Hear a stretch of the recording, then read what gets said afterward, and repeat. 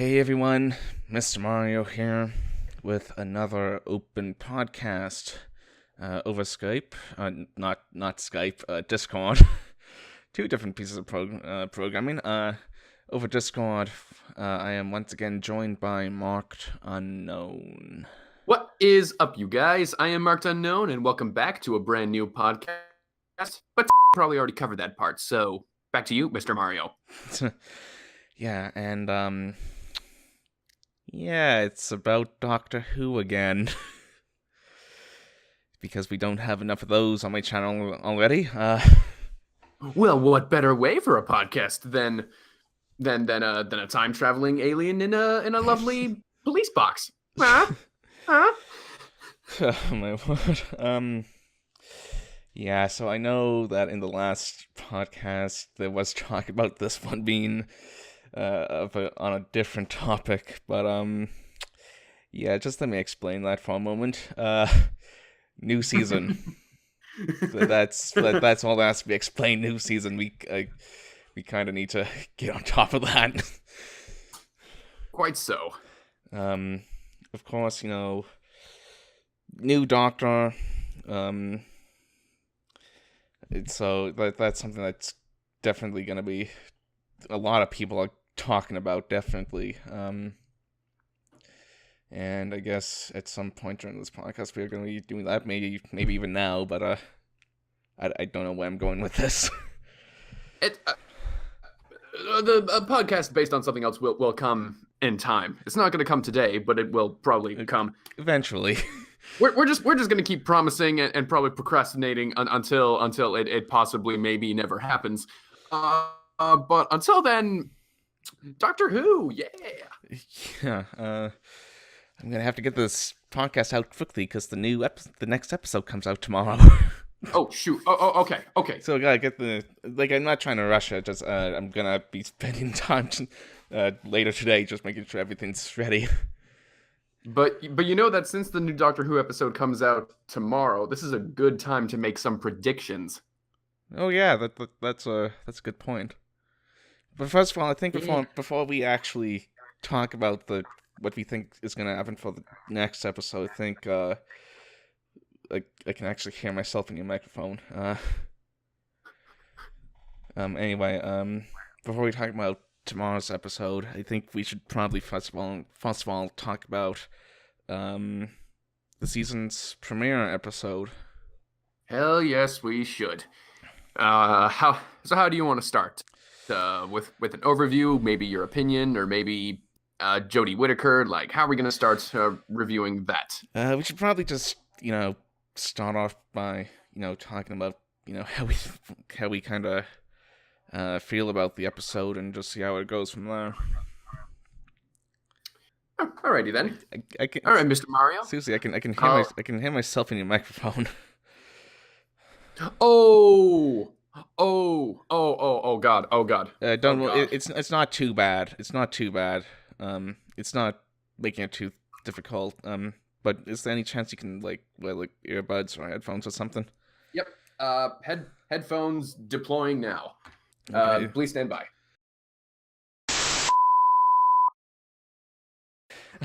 Totally professional. Technical difficulties, folks. Please reassure we are professionals in training. I'm probably gonna have one of those things in the video that says that music or just a big long tone with a screen that says technical difficulties, please stand by. That's probably what's gonna be in though. Oh God, that's totally professional. Well, we're still learning, so anyway, back to Doctor Who. Speaking of still learning, back to Doctor Who. Anyway. Yeah, so the season premiere. It's season premieres for Doctor Who are always exciting. Oh yes. Yeah, so almost. Yep, it's even more exciting than the Christmas specials, which I guess we'll probably get into those later. But yeah, probably. Gotta say that there does seem to be a trend amongst many Doctor Who episodes, as you all very well know. It basically starts out with basically a little clip or a prologue, which turns out to be the epilogue of the episode, and then after they do a bunch of stuff in the middle that explains what we just saw in the first 5 to 10 minutes. I think it's a good system. It is something that can really bring the viewer in.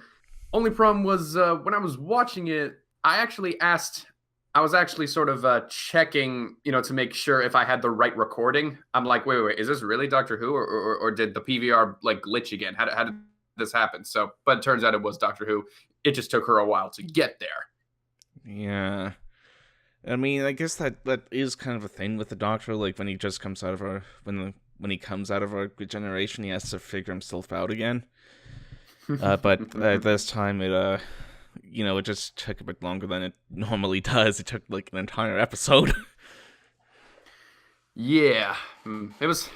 Yeah, it did make for a pretty dramatic reveal. Having her on that crane, being like, "I've been trying to figure this out all day, but with an adrenaline rush, surge of hatred, and a bunch of other things, turns out I'm the Doctor."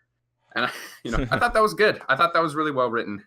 Yeah. I mean, yeah, it's like, what am I gonna? Great, I've kind of lost what I was gonna say there. Don't you just hate it when that happens, when you start saying something and you forgot what you were gonna say like halfway through? I think the Doctor pretty well was experiencing that throughout the whole episode. Yeah. Oh, I guess the Doctor and I have something in common. I guess we're somehow related. Oh, yay! Anyway. Okay, so great. I mean, next time we're there, I could probably do a vlog where I probably try to kill you, and we'll see if you regenerate. Yeah. I'd be there. I'd be there like Logan Paul, like, "What's up, Mark?" Oh, hold on. Yeah, that controversial You're not thing. gonna believe this. I broke my. Hold on. Uh-oh. Are you still technical difficulties yet again?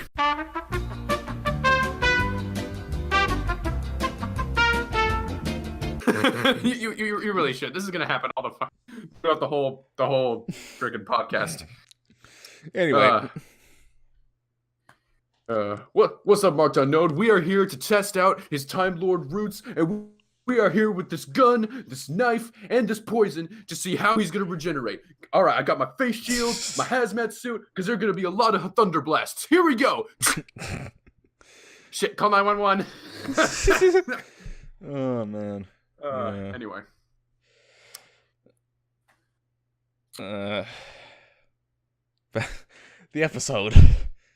The episode. Okay, what critics. Well, one thing to launch. So apparently a lot of critics, a lot of fans, a lot of people were against the idea. They were very much on the negative side of the spectrum, saying this is a bad idea. This isn't gonna work out. It's just not gonna be a very good Doctor Who episode or very good Doctor. I could tell, like, before the first commercial break that everyone changed their opinions immediately, because like, she dropped in, her level of quirkiness and I guess, her trying to figure herself out and her just scrambling around and figuring things out as a super genius. She did everything just so perfectly, and I can see why everyone switched their opinions so fast is because she honestly did such an amazing job. Yeah, like for me, like, it's probably gonna take a few episodes for me to even, see if I even like her as the Doctor. But yeah, but like, so far, like, it seems like she's done a pretty good job. Like, I'm not complaining at all. Just, since the person who plays the Doctor keeps changing, it kind of takes a bit of time for me to figure out whether or not I like them, right? But yeah, I definitely agree with you. Like, she did do a pretty good job of playing the Doctor so far in the first episode.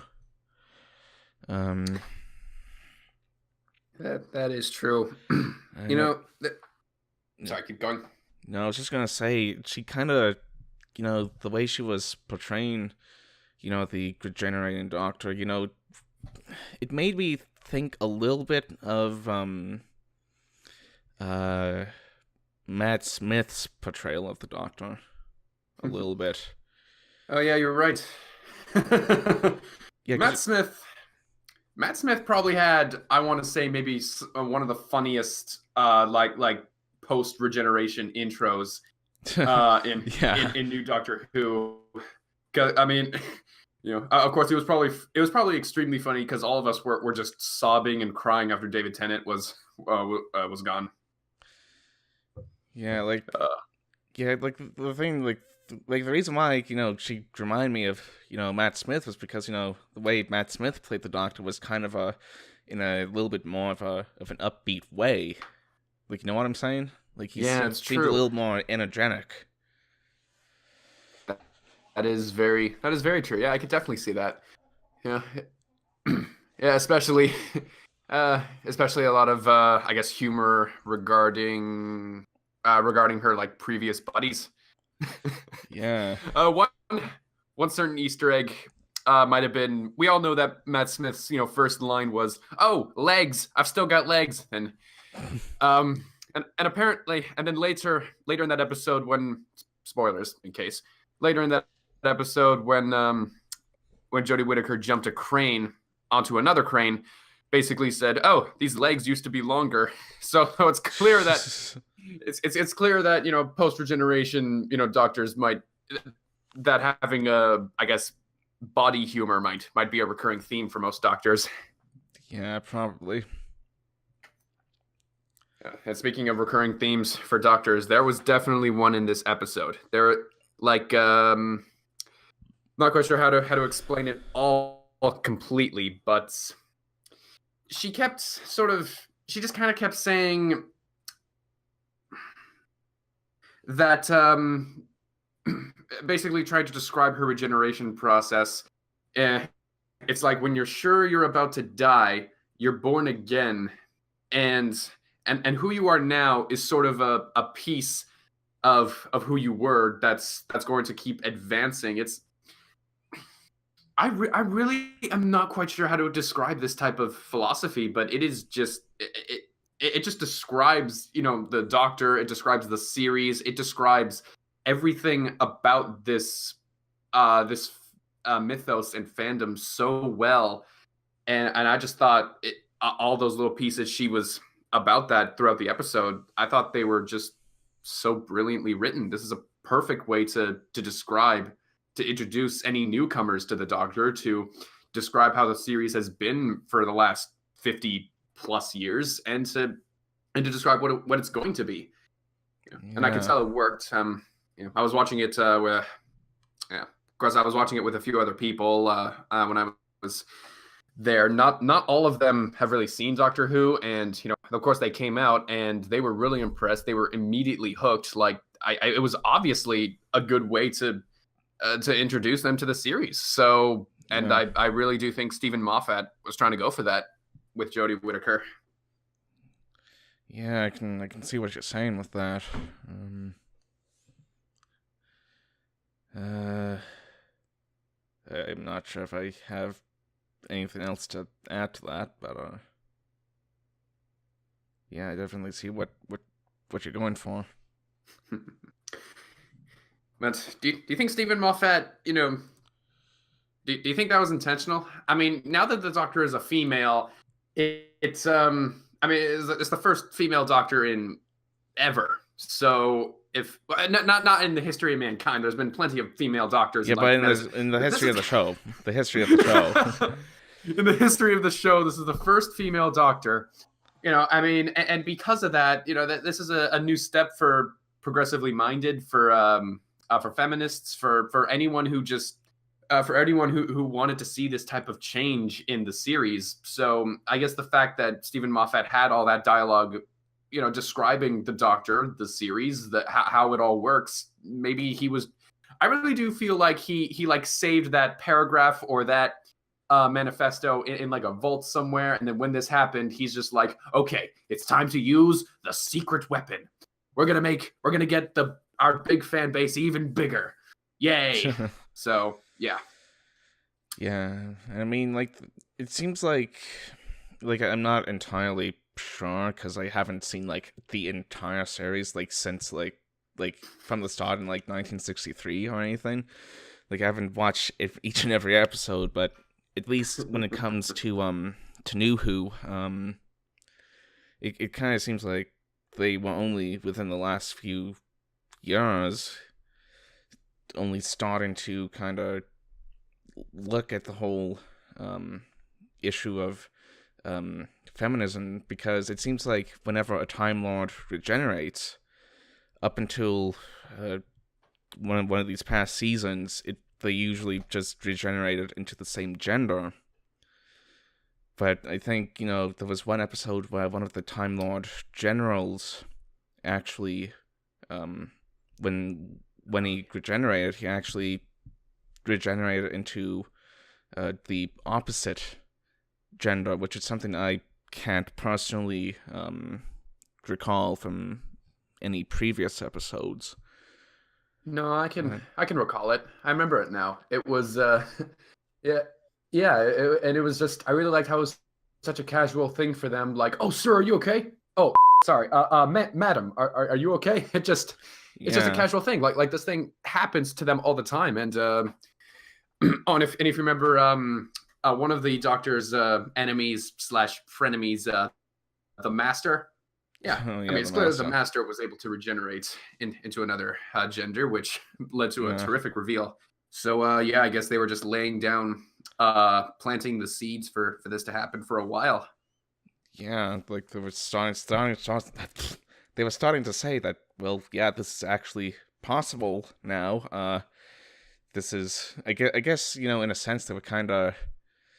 I don't know if I don't know how long they were planning on doing this. I don't know if they even initially planned to make the Doctor a a lady, but if they were planning this for some time, I mean, do you think it would be possible that they might have been doing all that to kind of hint towards the Doctor regenerated into a like being portrayed by a an actress? Like, Well, well, if they probably knew that that it couldn't stay all men forever, and I really do think that maybe as the fan mail came in, as as the world was changing, they really they probably thought that they would have had to have someone to, I guess, represent, if that's the right word here. Same thing, and I really do think it can be the same. And in fact, a lot of things in pop culture, literature, try to like change the gender or the race to try to appeal to a bigger audience, or to try to uh, or to try to be a bit more progressive and open and diverse. I mean, mm, I mean, same thing happens in comic books. Same thing can happen in Disney films, or in or maybe Star Wars episodes, but not really. Um, but if so yeah, it just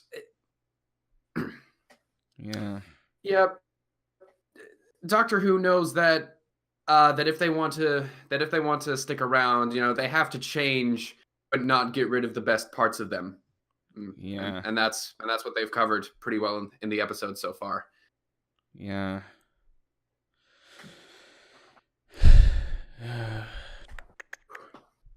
Yeah, it's.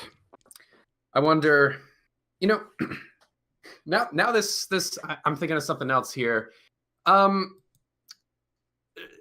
it probably doesn't matter. This whole thing probably doesn't matter when it comes to the different doctors. But what about their ethnicity? Like for the last 13, 14 doctors, um, have all of them identified or have been confirmed as Caucasian? Um, Because I'm pretty sure yeah, because they all look very Caucasian now that I'm going through all of them. So yeah. I think they were all white. Yeah. So, so I guess I'm wondering. Now, I That remember. that sounds like a political thing because it seems like in at least where we live, it's mostly white people. Yeah, a little too much, to be honest. It's got Yeah. but Well, I the mean, thing is, in the U.S., Barack Obama kind of stepped in there, but yeah, yeah. So I'm thinking like the last 13 doctors, including all the doctors, including Jodie Whittaker, are pretty white. They're Caucasian, and so I'm wondering, at what point will it at what point will it happen where maybe a Time Lord will regenerate and maybe to at what point will they become maybe black or Asian or maybe just something. All right, so it's clear that Time Lords can regenerate into different genders. To be blunt here, at what point will the Doctor regenerate into a different color? Should I say color? Oh, I'm not sure if that's too racist or not. Oh shit. This is what happens. that's something that's kind of difficult to figure out. Like racism, that's kind of difficult to figure out how to be, polite. uh, like no offense to anyone, but just if we offend you in any way, like we apologize.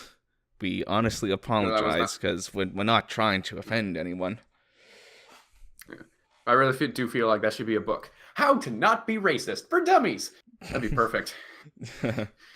But I do know it's possible because you remember that one Time Lord General that regenerated into a woman. Yeah. Well, that woman just so happened to be a different ethnicity than the previous regeneration. So I think that one. I think that one instance of a Time Lord regenerating, I think, can say that the Doctor can pretty much be anyone, Yeah. regardless of gender, regardless of ethnicity. It all just acting skills. That's it, which is great because it leaves so much opportunity for great actors trying to find work, for people wanting a change in the roster, and it's and to keep the show entertaining. Yeah. Yeah. I mean, it would be interesting to see someone of another ethnicity to see them portray the Doctor. Um, because since it's only been one ethnicity, it's I think there's only I don't want to seem racist or anything, but because I don't know if we are, but it kind of seems like there's only at some point that sort of thing is probably going to become kind of tiring, and because it seems like again I'm kind of scared of crossing the line here, but it seems like different um different ethnicities will different cultures will I guess behave in different ways. They'll have their own little styles of behavior. I I see don't. what you're saying. Yeah, I see what you're saying here. I'm not. I'm not sure if cultural based behaviors will really play a factor. To be honest, I don't really think it will matter what. I mean, we all know that every doctor has had different little quirky characteristics, but none of them were tied to any previous stereotypes or notions about their ethnicity. None of that was really there. It was just completely random. I mean, Matt Mm, Smith, probably the most Caucasian doctor of all, he was just and he had these quirks that were had nothing to do with his ethnicity. I don't remember a stereotype of Caucasian men loving fish fingers and custard. I don't remember a stereotype of Caucasian men thinking fezzes, bow ties, and stallion hats are cool. Well, maybe stallion hats, but that's not the point. And it just and Jodie Whittaker, it's just well, I mean, Jodie Whittaker's kind of the not quite sure what her quirks are other than probably thinking really really fast. And and everything. But Mm. yeah, like the quirks and the behavioral traits, I think in Avery Doctor will just be completely random, or at the very least, maybe be tied to maybe just be tied to their past. Mm. Christopher Eccleston might be a good example of that, since he's the one, immediately after John Hurt, even though John Hurt wasn't really there. Point is, Christopher Eccleston portrayed a doctor that was just basically a veteran who was just tired of war, and he was just going around trying to desperately hold himself together, and and that's just a very reminiscent thing based on what the Doctor went through in his own origin story. Mm. Yeah, okay.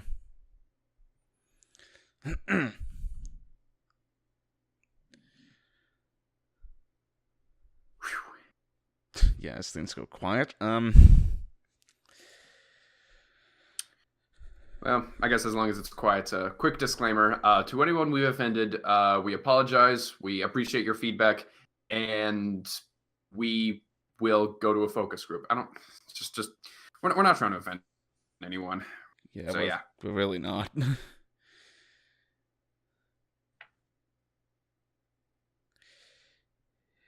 um, do we have anything else we'd like to touch base on in terms of Doctor Who? Well, we haven't even got to the end of the episode quite yet, which which I thought was a pretty good cliffhanger, but we'll get to that shortly. And well, now let's talk about let's just talk about some of the characters in this episode. We'll talk about maybe the husband and the wife. We'll probably talk about the aliens and the villains, and we'll probably talk about probably what they all have in common. But let's talk about the. I say we talk about the villain first. The alien. Yeah, sure. That really, like, you know, that the hunter guy. Yeah, like Boba Fett in a Fallout looking costume. I'm sorry. Like as soon as I saw that, I immediately thought that Doctor Who was crossing over with Fallout 4 or something like that. Like that suit was just so reminiscent of that whole thing. Mm. Yeah, so like so wait, didn't that guy say that he came from like a hunter race or something? Oh, Like at yes. least, yeah, because like that kind of makes me think of the Hirogen from Star Trek Voyager. Oh yeah. Or maybe like the Yaucha from Predator. I haven't seen any of those things, any of those All right, well, Predator alien movies. it's basically the same thing. Yeah, because I don't know what I don't like I know like the Hirogen, they have a particular ethic they like to follow when they're out hunting. Like you like they always if the Hirogen, if they don't have to walk to kill the prey, then they consider it like a bad hunt. Like, Huh. That's because if they don't have. because they like to they like to claim trophies, right? And if if like I guess like the more they have to walk to kill the prey, to hunt down and kill the prey, then the more they have to do that, the more valuable the trophy is.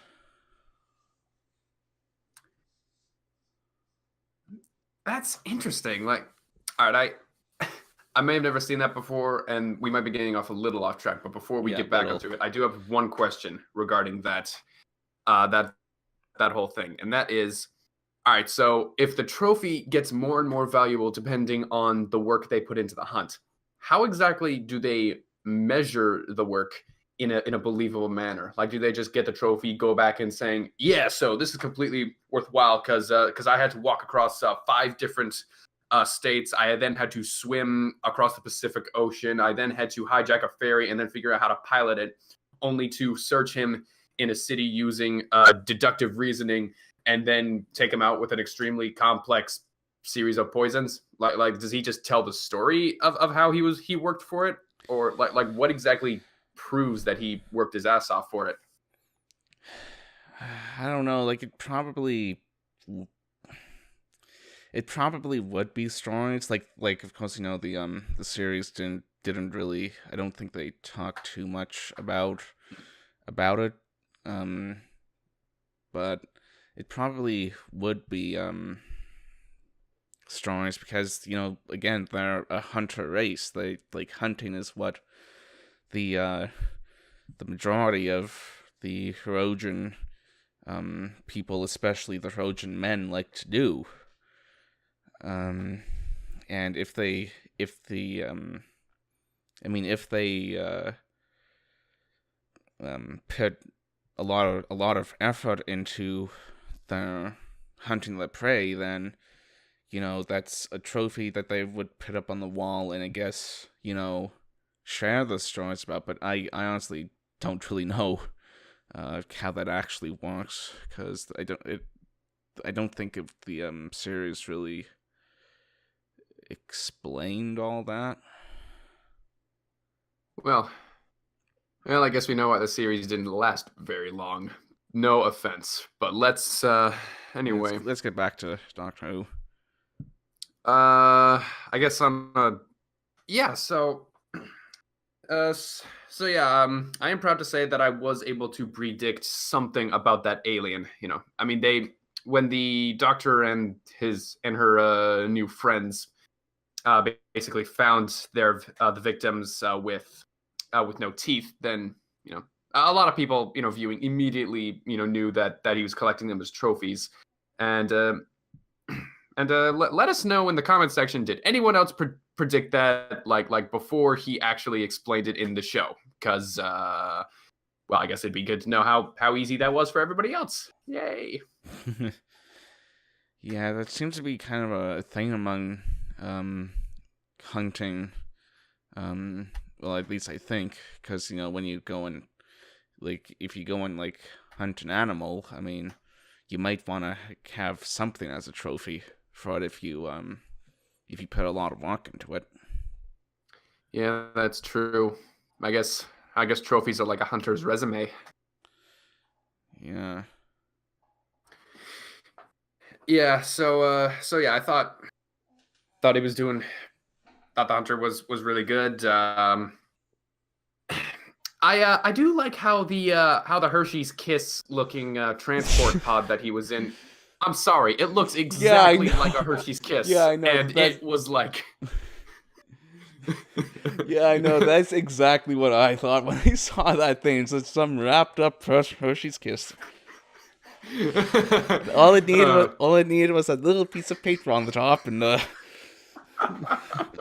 there you go. Just it's too bad. Too bad the guy wasn't some chocolate creature or anything.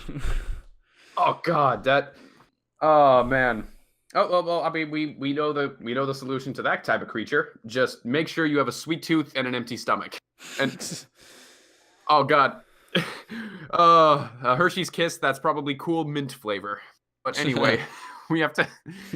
So yeah, and I do like how we had that one guy go out to the woods, and then just bring it back, and of course throughout that half of the episode, we're thinking, how did he know where to find it? Why did he bring it back? And why is he so why is he not trying to sell it or do any other type of thing? And apparently, and then we get to see that video diary of how he came to find it, and then explains everything, and it's I do like how they were able to, I guess, tie that in for the sake of plot progression, but I don't really know if having, that guy do that whole video, I don't know if that guy being there was completely necessary just in general. I just kind of thought they threw in his backstory maybe just so they had a reason to have him do all these things for plot convenience. Yeah, probably. Like they needed some. They probably knew what they wanted to do with the episode, but they needed to find a way of getting someone to go and get the basically to topple over the first domino. Yeah, and then do all that. But yeah, it's yeah, I guess they had to get things going anyway, and they probably needed to bring the egg back to a workshop so that way the doctor could go there and and then create a new, not a screwdriver. Did she call it a sonic Swiss Army knife or a Swiss Sonic? Well, I think she called it the sonic screwdriver, but described it as being kind of like a Swiss Army knife without the knife. Because only idiots carry knives. I do apologize to any real life hunters.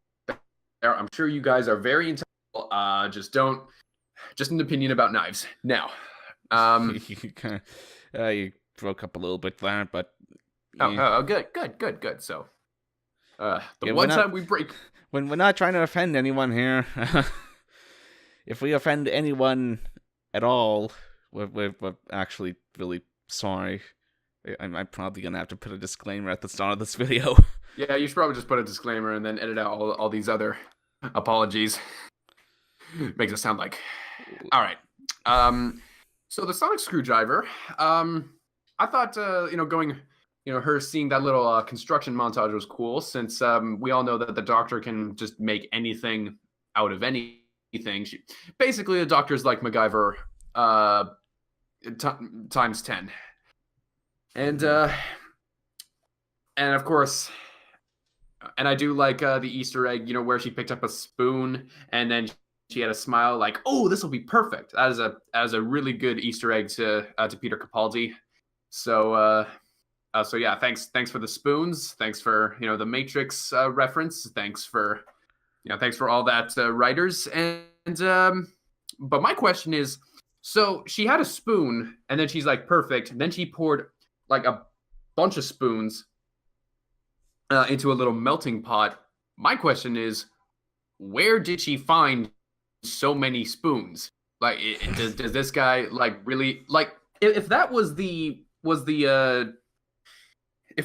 victim's workshop, does this victim just really like to drink soup or something like that? Like, why are there so many freaking spoons? I don't have that many spoons in my house. I don't think anyone has. That was a lot of spoons. Maybe the warehouse had my phone's going off. Shush. Should have muted that earlier. But anyway, maybe the warehouse had like a little like kitchen or something where people could go and store their lunch or whatever and take what they needed to consume that lunch. I guess. Of course, the office I worked at, had a little kitchen in the back. It wasn't much of a kitchen. It was just like a fridge, a sink, and a microwave and a toaster oven. But they had cutlery there for people to use. Yeah, that's true. Well, it is possible that it might not have been just spoons. I probably missed the knives and forks there too. But still, that was a lot of spoons.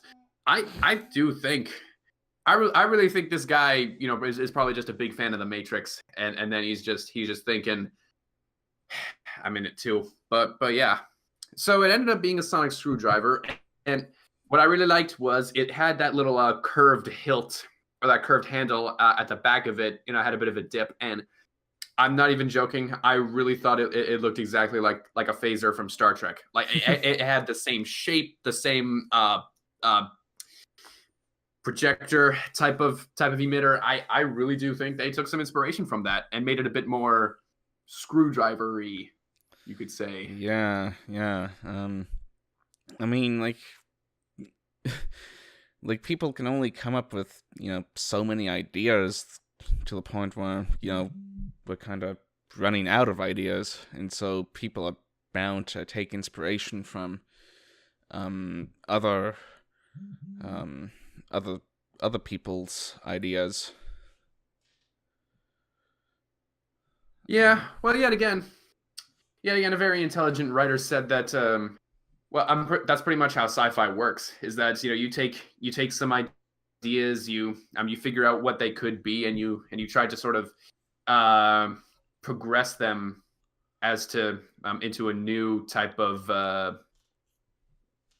Basically, you take someone else's ideas, you make them better, Yeah. and everyone luckily, writers know to put their names on certain, works, so they now know, who came first and who takes credit. We all know that George Lucas did the same thing with Valerian and the City of a Thousand Planets, that little book franchise. He definitely took a lot of stuff from that to create Star Wars, and the writer was not mad. He wasn't offended that George Lucas stole some of his ideas, because it's not really stealing. It's more like just evolving. reusing. Yeah. Yeah. And apparently, the sonic screwdriver's color is orange. Well, we've had blue, we've had green, we've had red. Hmm. I do wonder if we're going to get maybe sonic screwdriver colors encompassing the full color spectrum. Maybe, I mean, I know that not all. It's gonna be rainbow. Rainbow. Yeah, the next one's gonna be all the colors of the rainbow. Wait, isn't that just white? Well, I'm pretty sure. Well, I mean, Yeah, I think white, is probably.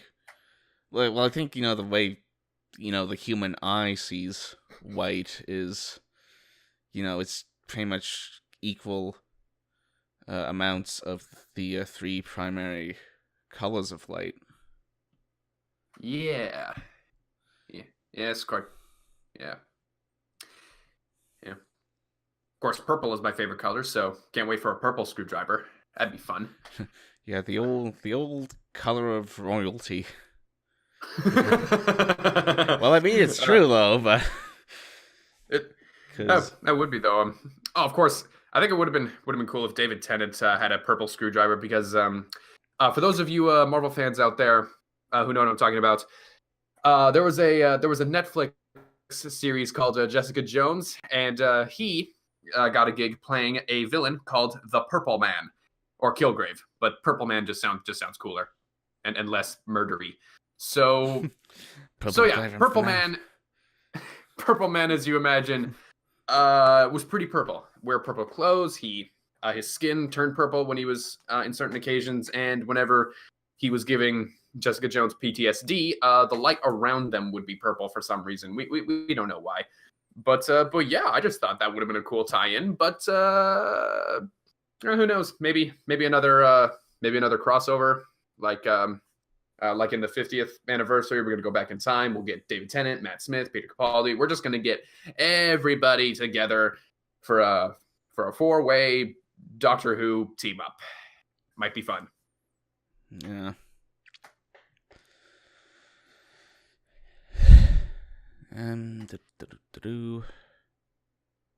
Yeah.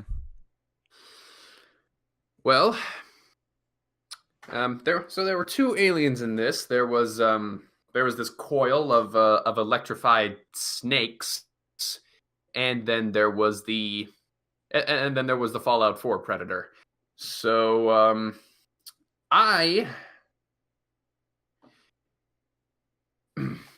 I'm not quite sure what to think of the snake coil. I kind of thought maybe we could have learned a bit more about them, and I mean, I'm pretty sure the snake coil was just a plot device for the other alien to explain himself and do a bunch of other things, which, again, I understand it. But But yeah, I really do feel like this alien could have presented a lot more interest and and probably could have just done a lot more interesting things if given more time throughout the episode and hopefully throughout the rest of the series. Yeah, it was. Yeah, it just seemed to be like a one-use thing. It was just seemed to have just been there to help the alien find his target. Like that seems to be the only reason why the thing was there in the first place. Yeah, that's true. It was, of course, when the alien finally found that like lifeless coil of aliens. It you could see there was a bit of like a blue stream of energy going from them to him. So I would assume that if they're in a war, it's probably a war for information. Like who can know about what more than the other person? You know, I guess it makes sense. I mean, like most wars, it is over some type of value or currency.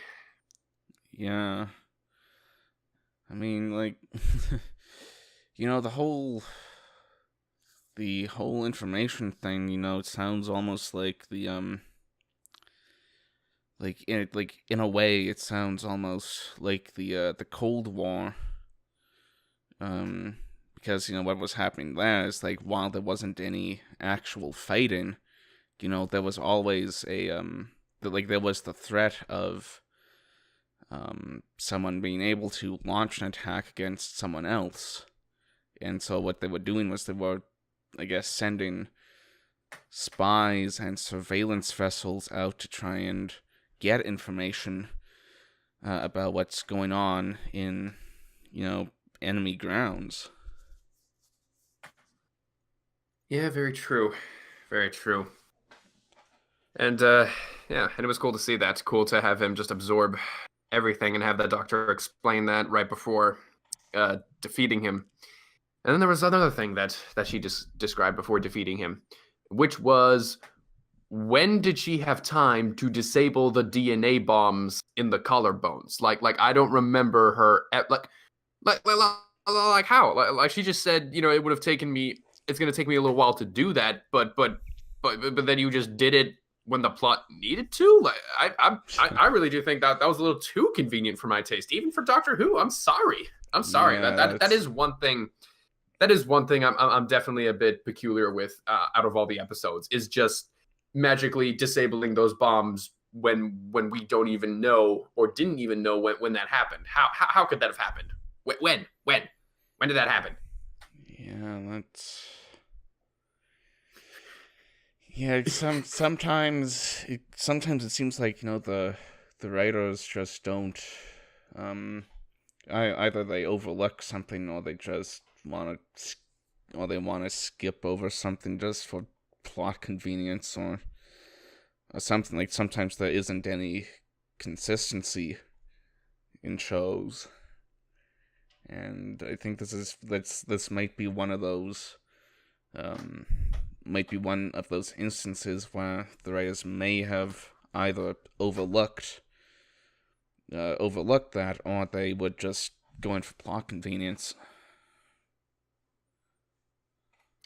That's true. Of course, when it comes to maybe overlooking or just not caring, I mean, I can imagine, either way they would probably be on a time crunch. Of course, I'm not a writer, so I've never been in the room before. Yeah. But I mean, I could probably let it go if I keep asking the question, when did that happen? And I could probably let that question go if she had the TARDIS, because if you have a TARDIS, when obviously doesn't matter. But it's like, but still, she didn't have the TARDIS. She had to work with real time solutions, and and although she did a good job, still left out a big major plot point, which Yeah. was disabling the bombs during a bargain. Yeah.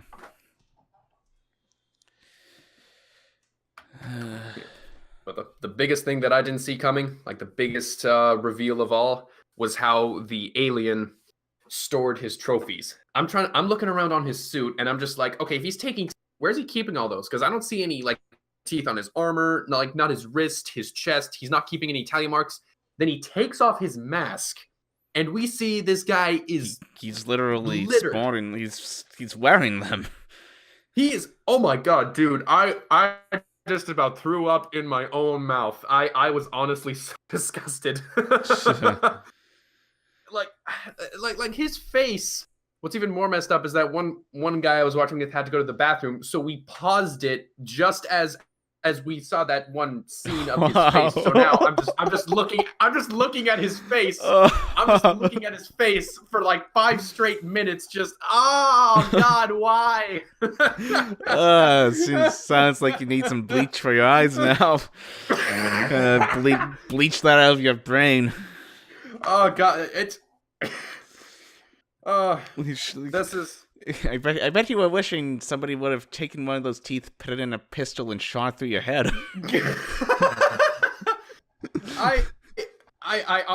Oh god, you know what the worst part was? The worst part was while I was there, like in disgust, one guy thought, hey, they knew, all the people there knew that it was bothering me. So like the jackasses they are. They decided to make it worse. And then one guy's like, hey, I don't think those are really teeth. Those are probably just really, really messed up pimples. And then one guy, to prove this other guy wrong, another one picked up a pen, a little pointer. He walked over the TV and started pointing to the teeth and described them in such immense detail. No, these are obviously teeth. As you could see, the indentations on his on the ones close to his nose and eyes, these are clearly molars that he's ripped out with a little bit of blood splatter on them.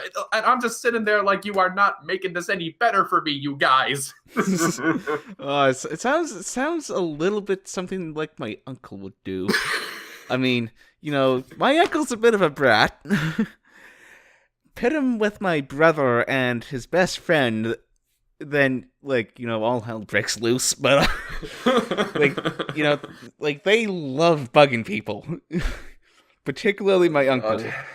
I think my uncle sometimes, when he's not doing a whole lot at work, he'll just, sit there trying to think of ways to bug people.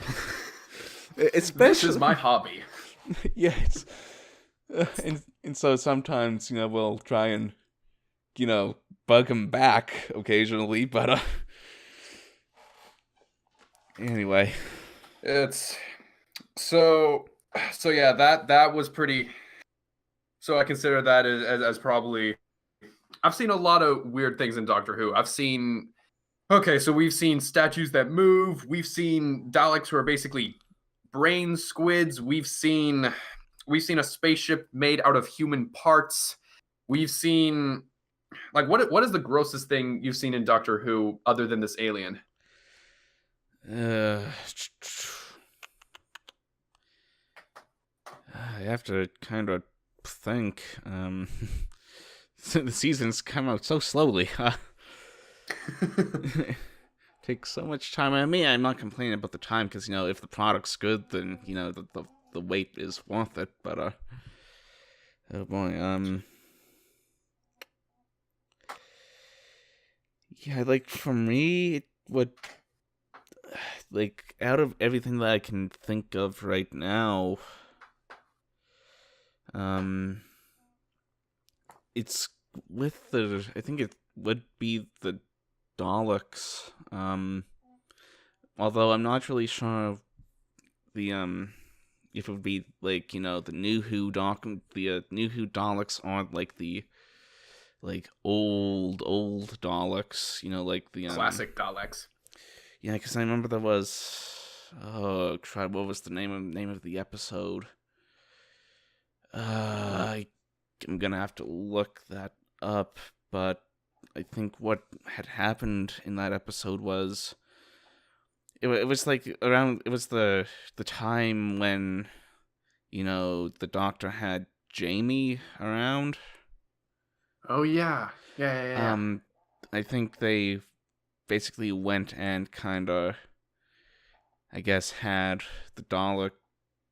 I guess I don't know if it was on Skaro or where it was, but they kind of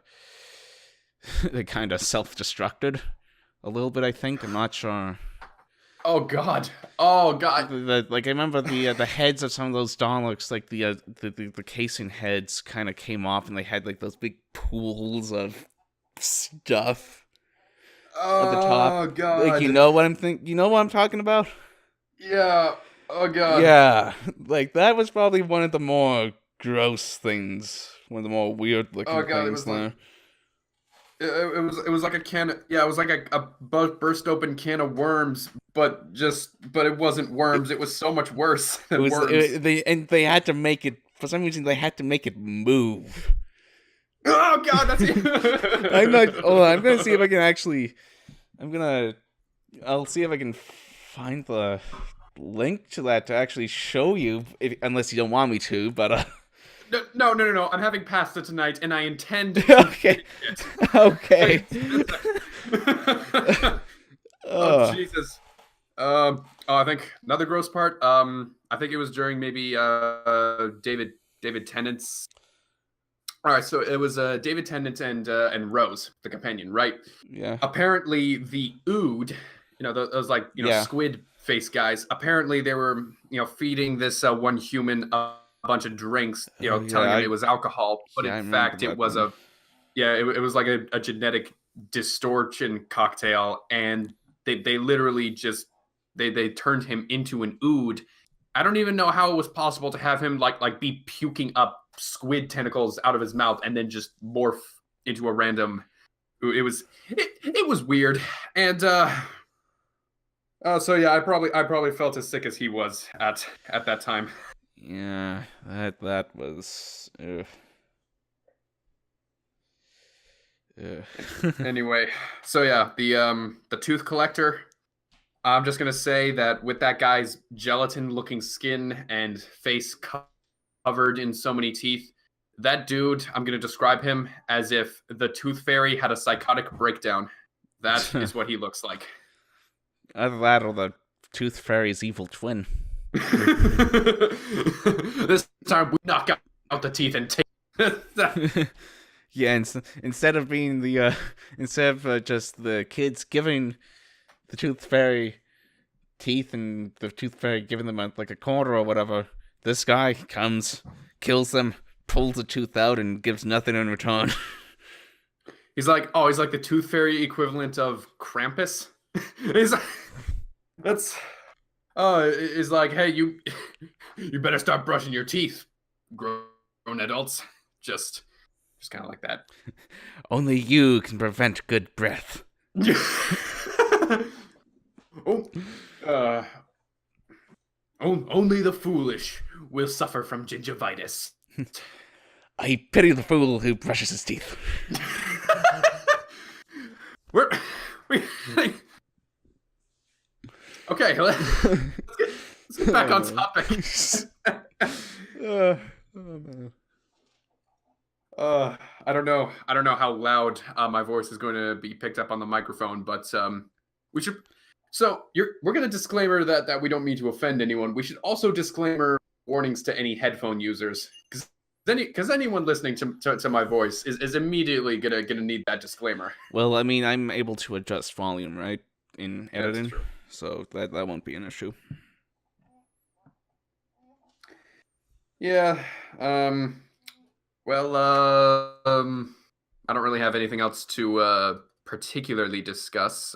Anything else you want to bring up? No, I don't. I don't think I have anything else. Well, I mean, I do kind of like how they had Bradley Walsh in the episode. Yeah. I mean, Yeah. if you if you go onto YouTube, you'll find plenty of things of him laughing. He does seem to be a little giggly.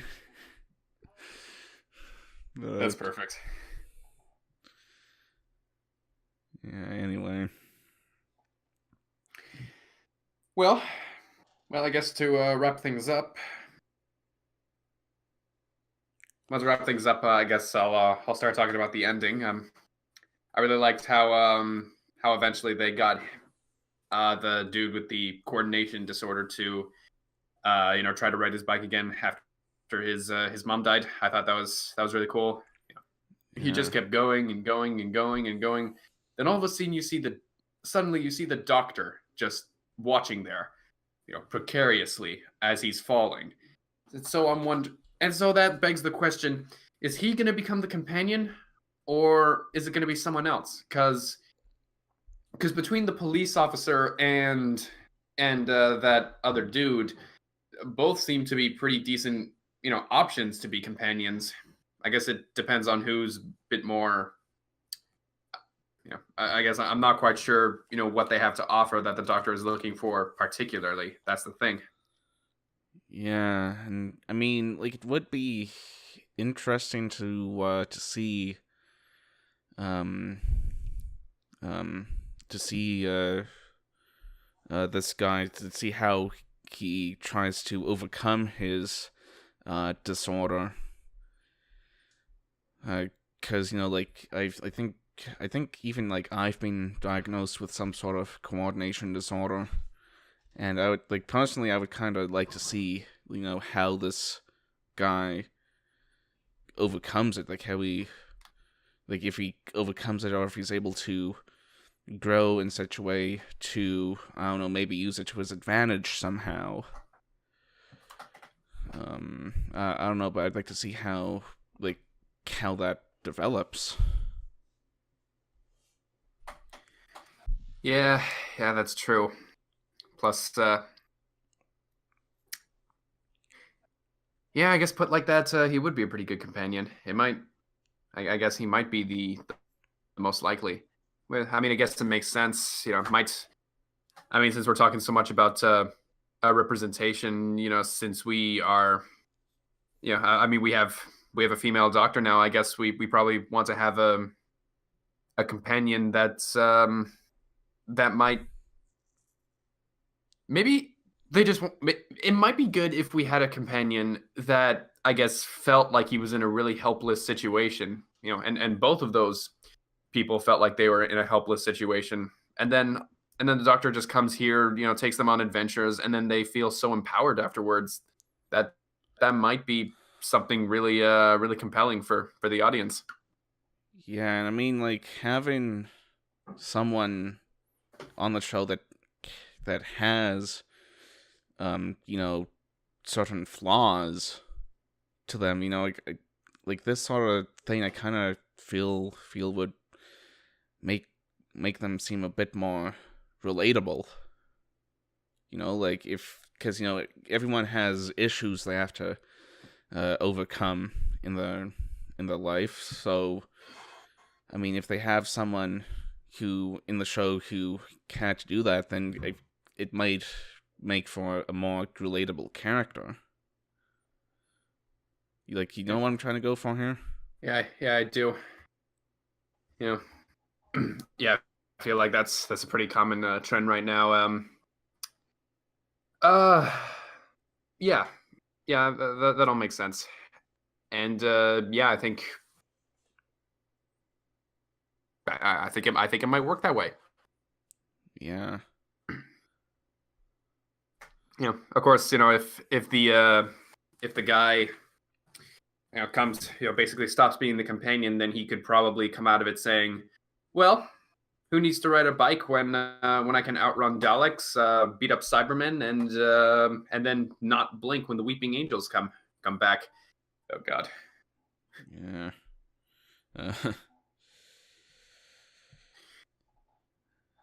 Uh, So yeah.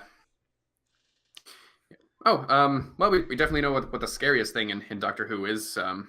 Not sure if we can all unanimously agree that it's the Weeping Angels, but for me, it's definitely the Weeping Angels. Like I will always have nightmares of things, regardless of what it is. I got a lot of yeah. Doctor Who swag in my room, but every time it came with like any hint of the Weeping Angels, I immediately just threw it out. Like no more Weeping Angels, no more any of that. I cannot have that in the place where I sleep in the dark, where I can't see everything, and where I Yeah. keep blinking. Yeah. I mean, like, the Weeping Angels are scary that way, but like, to me, like, it like I like to me, I kind of I would be a little bit more, afraid of the silence. Because, Oh. like, the reason why I kind of think they would be a little bit more scarier is, like, even though it just really comes down to not knowing that they're. Because when you look at one of those guys, you see him, he's there, you're interacting with him, but the moment you look away, it's just erased from your memory, which would give them a chance to get out of there, and like they could tell you like what they're planning to do to the world, and they would know that there's absolutely no way that you're gonna remember what they said. Yeah, it's true. That's like every supervillain's dream right there, is to be able to monologue about their plans and not have the hero remember them. Because because everyone knows that as soon as the hero knows what the villain's up to, that protagonist is just going to stop him regardless of how likely it is. Yeah. So yeah. But yeah, I guess we all have our different fears and everything. Another big scary thing from classic Doctor Who might have been those giant spiders. I know that those giant sentient spiders were not. I mean that special effects for them were pretty horrible. I mean, they were literally just plastic models. But I think the fact that they were the creepiest things in our real world, and they could talk and formulate and think was just incredibly scary. Of course, anyone who has arachnophobia, such as myself, will probably understand what I'm trying to go for here. Yeah, I'm actually pretty arachnophobic myself. It's almost like the spiders in Harry Potter.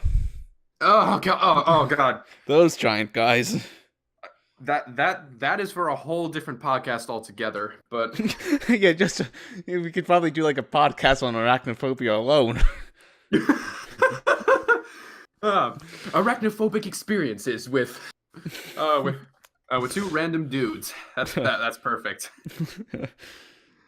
Yeah, and then it's like just for like irony or whatever, like just to add insult to injury, it's like while we're recording a podcast, some spider like crawls onto one of our desks or something. If that happens, we'll have a little technical difficulties. Have a lot of technical difficulties. Except at the center of the difficulties, we'll have like the Spider-Man logo, because they'll know why there was difficulty. He's like, yeah, we're just casually talking, and then all of a sudden we hear like really high pitched screaming. and running like I'm. Like, oh, stay away from burn it with fire, kill it.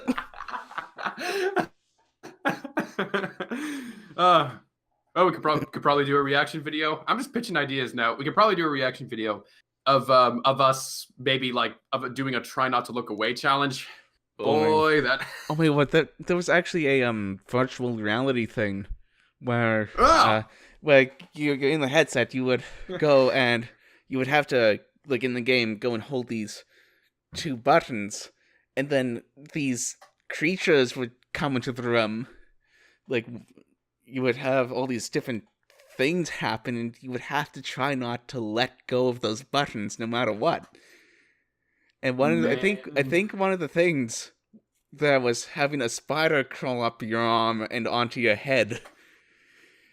And I haven't played that. Yeah, no kidding. But man, oh god, I don't think there can be enough views on YouTube to make me do that, even if it's virtual reality. Anyway, we've gotten so off topic. All right. Well, if there's nothing else, I'm thinking, what if we close with like that final scene? Like the very end of the episode. Yeah, that's a bit of that's something to think about, because that's leading into into tomorrow's episode. Yeah. So I guess before I forget, I'm probably just gonna spit out a bunch of random predictions right now. So we all know that that doctor said deep breath, everyone, but mostly for me. Only to, thinking she was going to land into the TARDIS, only to find out that after they all teleported, apparently there was some type of mishap, and they all just a- appeared in empty space. And at that point, the only thing that went through my head is, oh my god, you guys are so screwed now. That is now, according to a few studies I've found. I could be wrong about this. Correct me in the comment section below. They have about 30 seconds in empty space exposed to figure something out before their body slowly starts to malfunction and just pretty much die. I mean, at the 45-second mark, they might have feel some bloated feeling as some of the liquids in their body might start to expand and possibly boil. And then that's also, and then maybe after the minute mark, they will most likely be passed out and then just freeze to death. So they got to think of something fast. What I'm thinking is, if it's an empty space, by some miracle, a spaceship is going to come in, Guardians of the Galaxy style, and then just suck them into a tractor beam, take them on board in a breathable atmosphere, because every atmosphere is breathable in Doctor Who. And then they'll probably use the technology and the aliens there to find the TARDIS.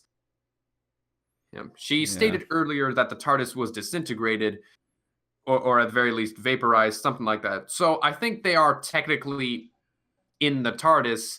It's just a very dispersed dust cloud of the TARDIS's remains, and she might just have to use her sonic Swiss Army knife to then I guess. Was there ever a point where the TARDIS was like dematerialized, and then with a special device she was able to rematerialize it again? I don't remember per se.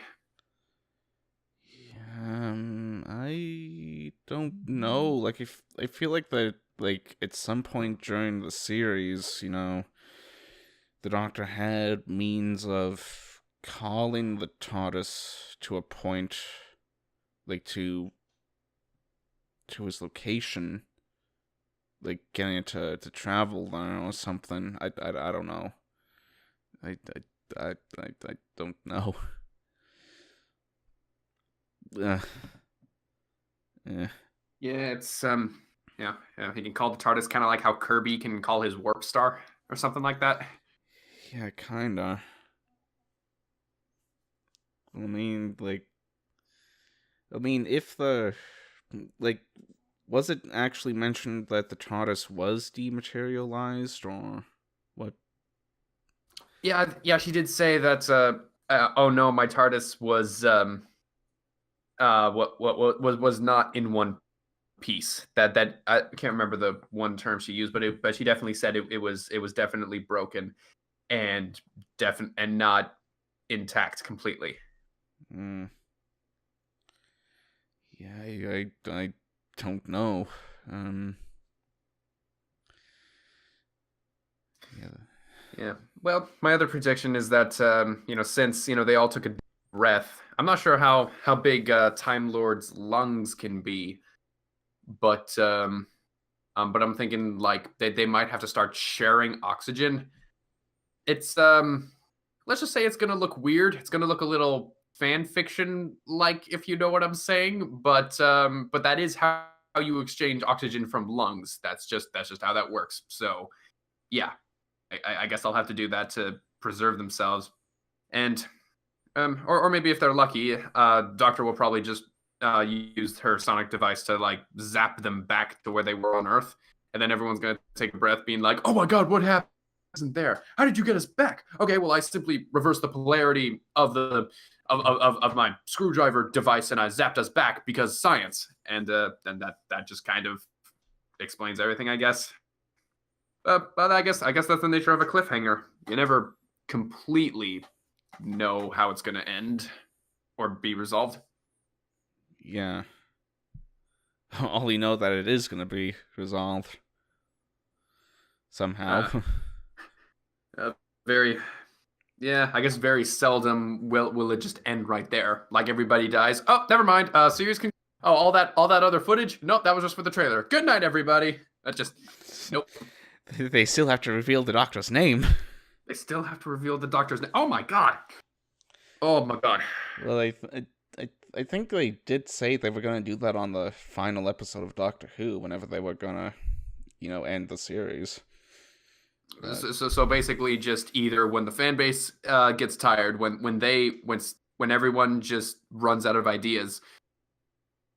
I wonder, like, can you imagine if the Doctor's name was just like an arbitrary name, like John? Oh wait, you already used that name, or like Bob. Joe, yeah, Bob or something like that. My real name is Bob Jones. Most generic name ever. Series over. Goodbye. Goodbye, Bob Jones. What? That would be such a letdown. No kidding. They would probably have a lot of angry people sending them mail. They're gonna. Oh no, not just that. You know, if they find BBC headquarters in London or wherever that is in or wherever BBC headquarters is, there's gonna be an army, pitchforks, tiki torches, sonic screwdrivers that are probably or spoons. They're just gonna club the writers to death with spoons. Or bananas. Yeah, that's they'd probably have to come up with something clever for the Doctor's name. It would be such a pain too if it was like some alien sounding name, but then the Doctor says, "Oh, it just really in English translates to, I don't know, like Bob McDonald or something." Oh my god, dude, that's actually quite smart. Like if the Doctor had like if the Doctor had a name. You know how on Earth, there might be like four sounding names that can translate to something in arbitrary in their language, right? Like maybe, or maybe it's just a name that just translates to something in another language. Doesn't matter which. Like I know that my name in I think it was Latin, in another language, of which we will not disclose because reasons. My name basically translates to combative. Doesn't really describe me that well because I'm already pretty pacifistic. But pacifistic? I'm not a violent person. But and it's kind of like that. And I'm thinking, like, if the Doctor had a name that could translate to intelligent, whimsical fandom hero, like I think it would be great if it had a translation. I really do think it would be great if there was something so brilliantly crafted about Time Lord names that would make the finale so much more satisfying. Yeah, that would only time will tell, I guess.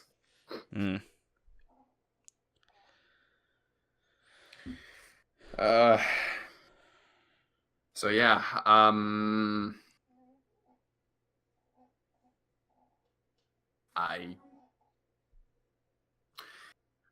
So final verdict, I guess. Well, good first episode. Great new Doctor. Yeah. Definitely looking forward to see what happens this season. Yeah, good cliffhanger. Good potential companions.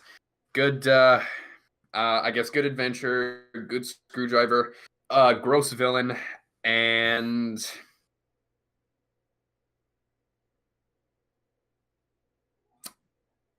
hopefully a good podcast.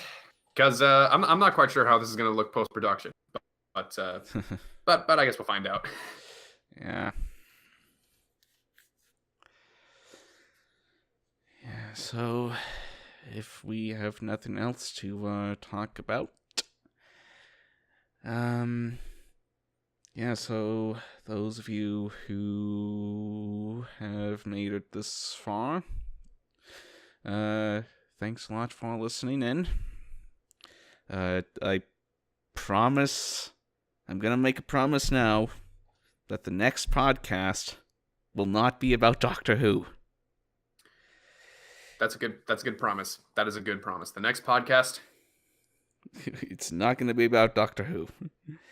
If it is, no, it's not. if I break my promise, scold me. Well, don't actually scold me. Just point it out in the comments. Just bug me about it. Actually scold him. Actually scold him. There must be consequences. I'll give you the link to his channel so you can go and bug him about it too. But I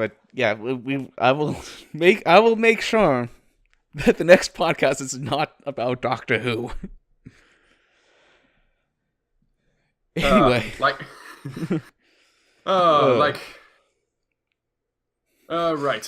Anyway, so once again, thanks a lot for listening in, you guys. If you have topics for podcasts you'd like to see us talk about, please let us know to make sure that we have good ideas for non-Doctor Who podcasts. Arachnophobia. Yeah, if you have any suggestions for topics or general games or activities you'd like to see on my channel, or I guess, even things you'd like to see MARKEDUNKNOWN here react to, let us know on the respective channel what you'd like to see, and we will consider most things. Yeah, so on behalf of both of us, once more, thanks for watching, and we will see you in our next videos, whenever that will be. See you around.